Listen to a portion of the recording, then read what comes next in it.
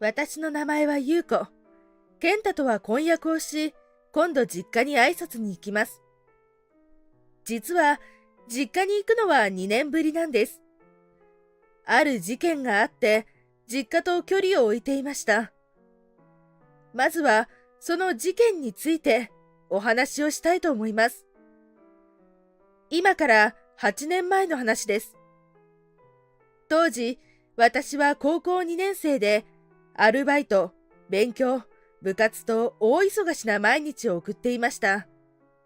そんな時、私のお兄ちゃんが結婚をするというニュースが入ってきました。兄の結婚は、私たち家族にとっては想定外なことで、両親も私もとても喜んでいました。そして、お兄ちゃんが結婚相手を連れて挨拶に来ることになりました。私にとってはお姉さんができることになるので、とても楽しみでした。しかし、このお姉さんとの出会いが私を地獄に叩き落とすことになるのです。お兄ちゃんとお姉さんが挨拶をしに来ると、義士はお父さんとお母さんに丁寧な挨拶をしました。その後で私にも挨拶をしてくれました。しかし、なんというか少し馬鹿にしたような感じで挨拶をしてきたのです。ゆうこちゃん、これからよろしくね。お姉さんは私の容姿をまじまじと見て、やや鼻で笑ってそう言いました。私はお姉さんの悪意のようなものを感じましたが、それに触れることなく、ありふれた挨拶で返しました。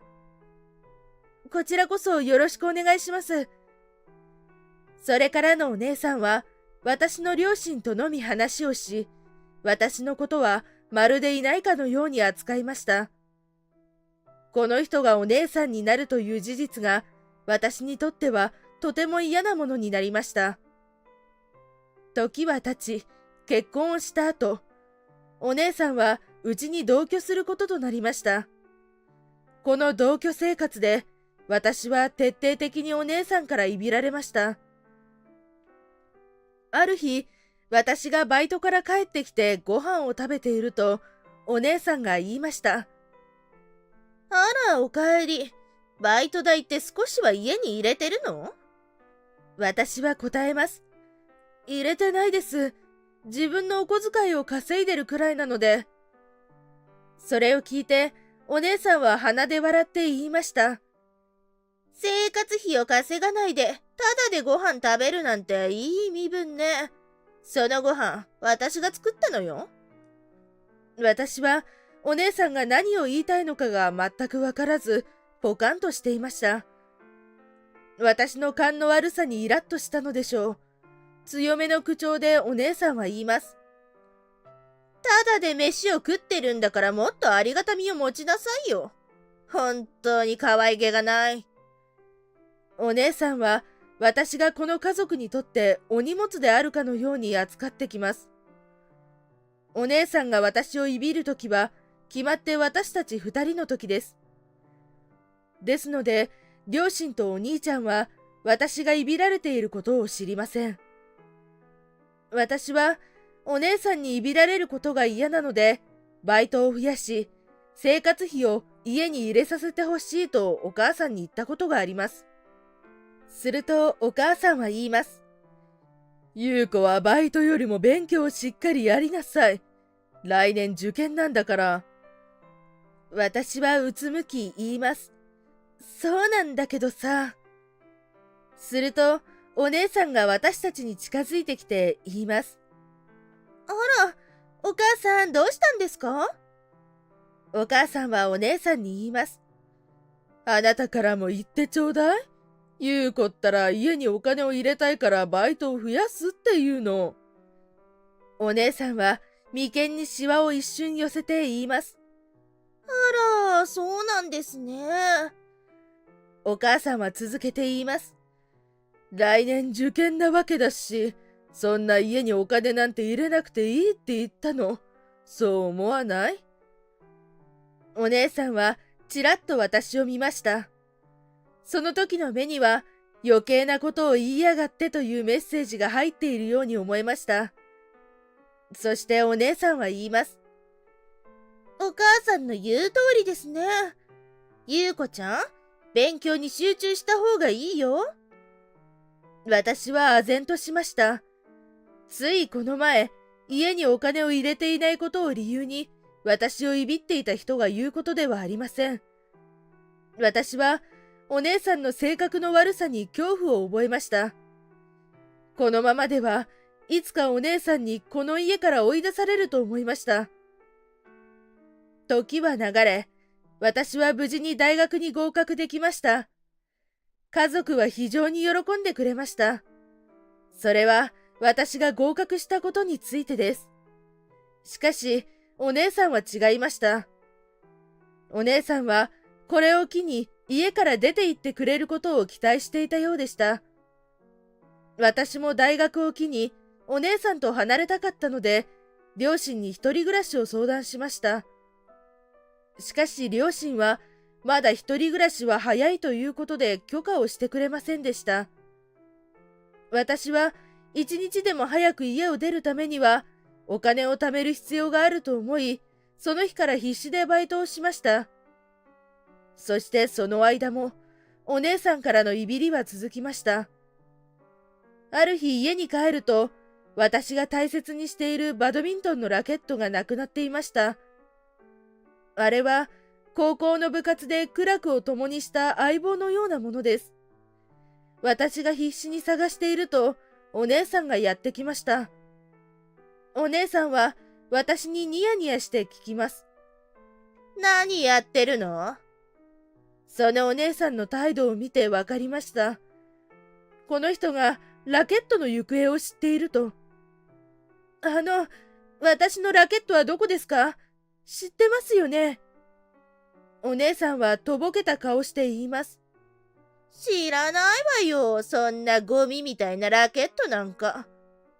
私の思い出の品をゴミ扱いされて、怒りが一気にピークまで上がりました。いい加減にしてください。あのラケットは私の宝物なんです。返してよ。私は感触を起こしました。それを見たお姉さんはニヤニヤ笑って言います。だから知らないわよ。自分で捨てたんじゃないの？私は泣きながら自分の部屋に行きました。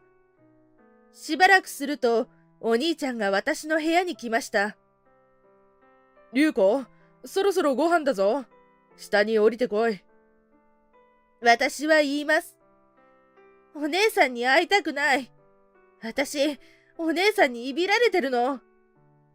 するとお兄ちゃんが驚いた声で聞きます。それは本当なのか？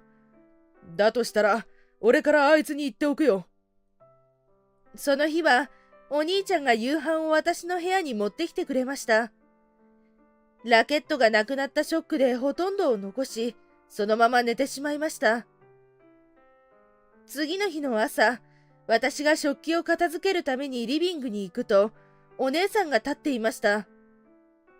私はビクッとしましたが、無視してお皿を洗います。するとお姉さんは言います。私があなたをいびってるって？よくも言ってくれたわね。私は無視をしてお皿を片付けました。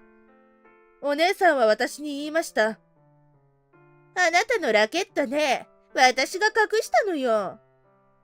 私はお姉さんを睨みつけました。だと思いましたよ。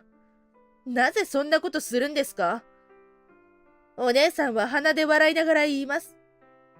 あなたが嫌いだからかしらね。見てるだけでイライラするのよ。私はお姉さんに言いました。私もあなたが大嫌いです。ラケット返してください。お姉さんは袋から何かを出しました。それは私のラケットだったものでした。柄の部分が折れて、見るも無残な姿になっていました。私はそれを見て泣きました。折れてる。私の宝物なのに。お姉さんは嬉しそうな笑顔を浮かべています。そして私に言いました。夫にいびられてることをチクった罰よ。でもこれだけじゃ足りないから覚悟してね。お姉さんはそう言うと、私の顔を見てニヤッと笑いました。私は、このままこの家にいてはいけないと思い、家を出る準備をすることにしました。そして、その準備をしている最中に事件は起きました。ある日、私が学校から帰ってくると、両親が大騒ぎをして何かを探していました。話を聞いてみると、実印がなくなったとのことです。みんなで居間を探しましたがありませんでした。その日はもう遅かったため、明日再度探すことになりました。その日、私は嫌な予感を感じながら眠りにつきました。次の日、学校から帰ってくると、お父さんに居間に来るように言われました。居間に行くと、みんながすでに座っていました。お姉さんは笑いを隠していることがわかります。お父さんが口を開きます。優子、実印なんだが、お前の部屋から見つかったんだ。私はびっくりして言いました。ちょっと待ってよ。なんで私の部屋に？お父さんは大きな声で言います。それは俺のセリフだ。お前はこの実印で何をやろうとしたんだ？私は何を問い詰められているのか全くわかりませんでした。まるで私が実印を盗んだかのような言われようです。私が呆然としていると、お兄ちゃんが口を開きます。やっぱりおかしいよ。優子が盗みをするわけがないだろう。お兄ちゃんは味方でいてくれることがとても嬉しかったです。するとお姉さんが言います。でも私がこの子の部屋を掃除した時に見つかったのよ。しかも本棚の隙間に大事そうに隠し持ってたの。私は思いました。お姉さんが私を罠にはめようとしていると。私は必死に両親に言います。私は本当にやってないの。絶対お姉さんが仕組んだ罠だと思うの。そう言うと、お父さんの怒声が響きました。いい加減にしろ。この人がそんなことをするわけないじゃないか。私はビクッとしました。そしてお父さんは続けて言います。お前を盗っ人に育てた覚えはないぞ。残念だが、お前は今日からうちの子供じゃない。私はショックのあまり泣いてしまいました。お姉さんがやったという証拠は確かにありません。しかし、あの人の罠だという確信があります。ついに私は、お姉さんの陰謀によって、この家から追放されることになってしまいました。私は言います。本当に信じてください。私は盗んでなんかいないんです。おえつしながら私は言いました。それでも信じてくれないのであれば、私は出て行きます。そう言うとお兄ちゃんが言います。優子、ちょっと落ち着けって。父さんも母さんも決めつけは良くないよ。お父さんはお兄ちゃんに言います。お前は黙ってろ。もういい。優子、お前は出て行け。私はそれに了承をし、家を出ることにしました。私はちらっとお姉さんの方を見ました。うつむいていますが、口元は笑っていました。それを見て、家を乗っ取られたような気持ちになり、とても悔しく、何も抵抗できない自分を情けなく思いました。家を出る日、誰も私に声をかけてくれませんでした。駅まではタクシーで行き、改札に向かおうとしたとき、お兄ちゃんの声がしました。優子、よかった、間に合ったな。私はびっくりしてお兄ちゃんに言いました。お兄ちゃん、どうしたの？お兄ちゃんは私に封筒を渡しました。中を見ると10万円が入っていました。これくらいしかできないけど、頑張れよ。俺はお前が犯人じゃないと思っているから。私は嬉しくて、お兄ちゃんに抱きつきました。お兄ちゃん、たまに連絡してもいい？お兄ちゃんは言います。もちろんだ。私はお兄ちゃんから離れ改札を通りました。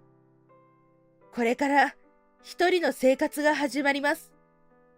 罠にはめられたことは悔しいけど、お姉さんから離れられることで気持ちにゆとりができました。そして何よりもお兄ちゃんが味方であることが心強かったのです。一人暮らしを始め、私は大学で知り合った人と同棲をすることになりました。その人は家が個人事業をしており、将来的に家業を継ぐということです。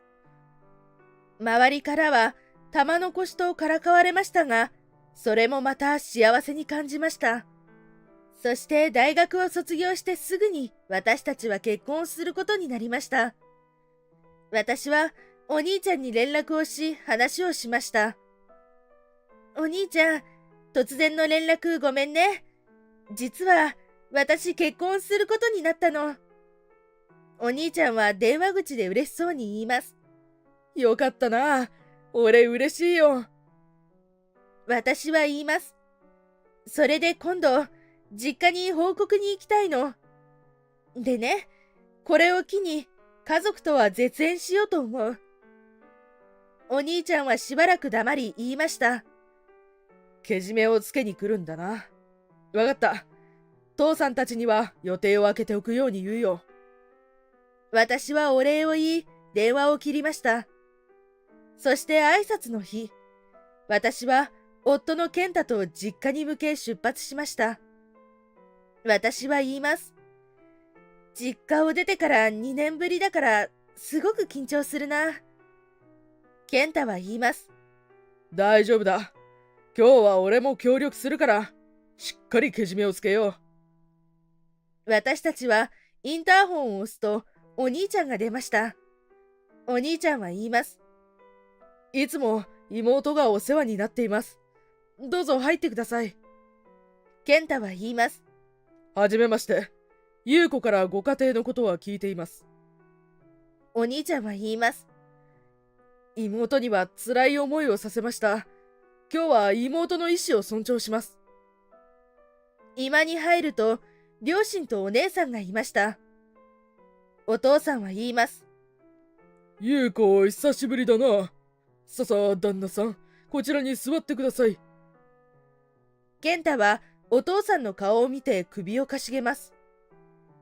どこかでお会いしたことはありますか？お父さんは考えた末に言いました。いや、人違いじゃないですか？健太は言います。確か会社を運営されてるとか、会社名を教えてもらってもいいですか？健太は父から会社名を聞き、誰かに電話をかけました。そして電話を切ると言いました。うちと取引がありますね。丸抜工業というのがうちの会社です。お父さんはその会社名を聞き、驚いた表情をしました。いつもお世話になっております。いや、まさかうちのお得意先のお坊ちゃんだったとは。私はびっくりしました。こんな巡り合わせがあるなんて驚きです。健太は言います。今日は大事な話があってきました。優子、言えるかな？お父さん、お母さん、私ね、この人と結婚することになったの。それで、これを機に実家と縁を切ろうと思ってる。それを聞くと、お父さんは顔面蒼白になりました。縁を切るって、優子、ちょっと待ってくれよ。実印のことならもうなかったことにしてるからさ。私は言います。お父さん、あれは私が犯人じゃないわ。あと聞きたいことがあるんだけど、私がお姉さんにいびられてたの知ってた？お姉さんが口を挟みます。ちょっといきなり何を言うのよ。そんなことしてないですよ。信じないでください。すると兄が言います。俺は、優子がいびられてることを知っていたんだ。でも、自分の妻を守るために内緒にしていたんだ。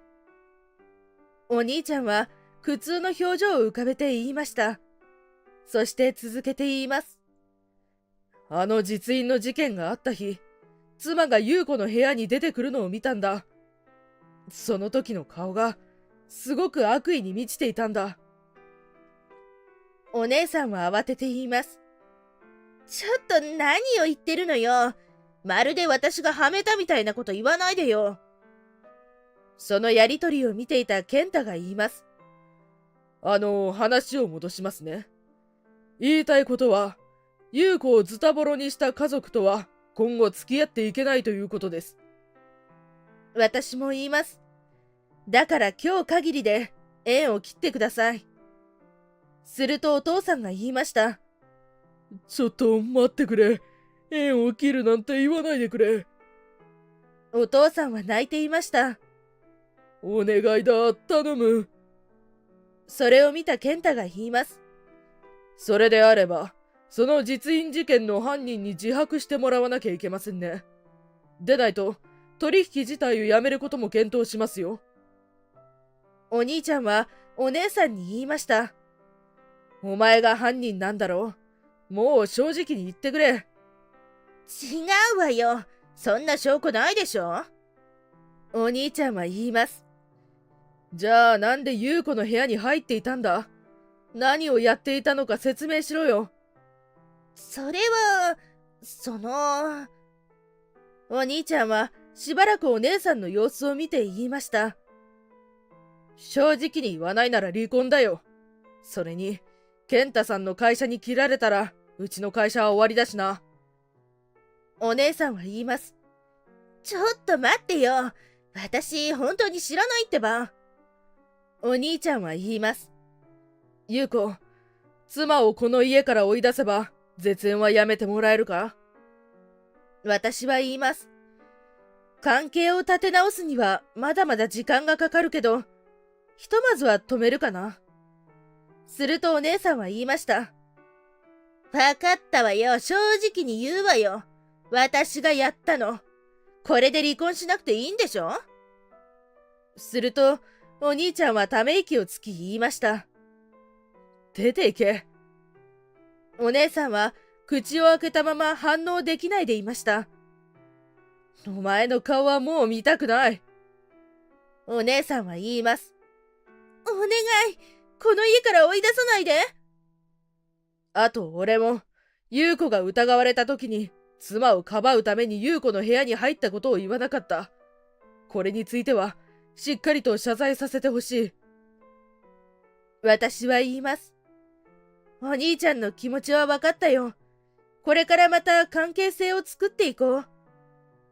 お父さんは私に言います。すまない。本当にすまないことをした。私は言います。お姉さんが出ていけば全部許すよ。だから、さっさと追い出そう。お父さんとお兄ちゃんは、お姉さんに絶縁宣言をしました。お姉さんは床に崩れ落ち、大泣きしていました。その後お姉さんは、実家を追い出されることになりました。実家に帰ったそうですが、義理の妹をいびって離婚されたことは周囲に知れ渡り、白い目で見られているとのことです。